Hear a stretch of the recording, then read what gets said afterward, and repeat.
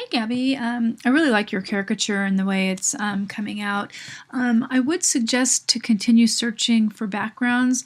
It just doesn't stand out enough. When I turn the background off, you can really see it so much better, and it's really interesting. So it'd be nice for it just to stand out a lot more. I would also limit this amount of this kind of frame thing. It's also kind of making it harder to see. I would suggest making it bigger as well, just in terms of overall size.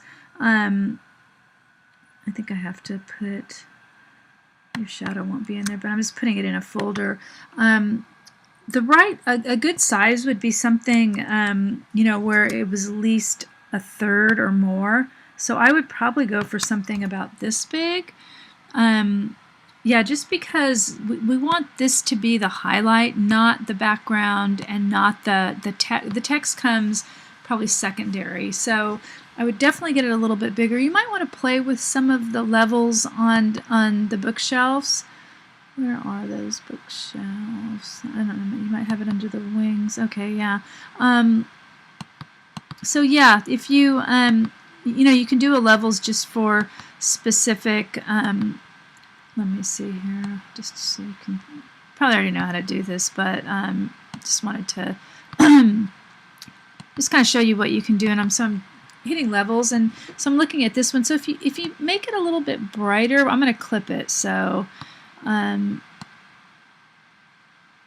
mean, if you made the whole thing brighter, it could stand out on your dark background, but oh, I don't know, that didn't really do much. The thing is that these are so small, they're just hard to see the detail. I would also continue working. I would probably use a simple lamp. I think the mop looks awesome. But this is getting really complicated up in here, and it's just, you can't see what it is. So if you used more of a simple lampshade, I think that the whole thing would probably come across a little bit clearer, though I really like the way that these stacked up images look. Of course, it's your choice, and this part's not a huge point deduction or anything, but I do think that just right off, when someone just looks at it, you can't really tell what these, the rectangles are. I guess they're fans, and you can't really tell what the lampshade is. You might want to use a simple fan blade. For the eyes too, that could work. Just go and do a Google search.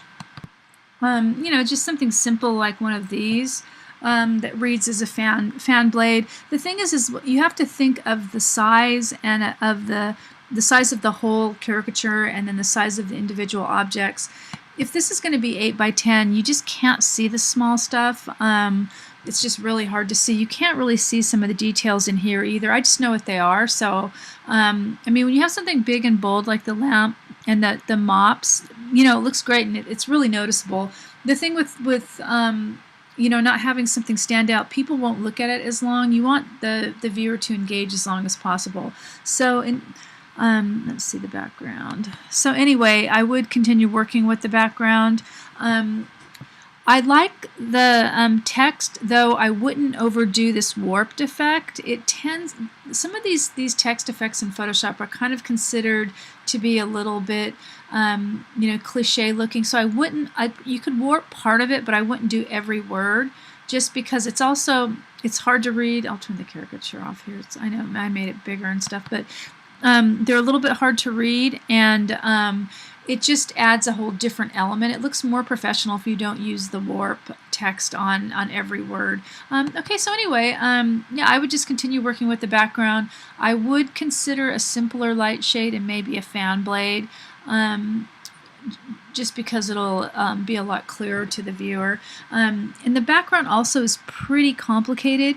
If you could find a background with enough negative space in it, then there wouldn't be all this, there wouldn't be the competition with all these elements in the background and these little elements. They would just stand out a lot more if you found something that would just has a little bit more negative space. Okay.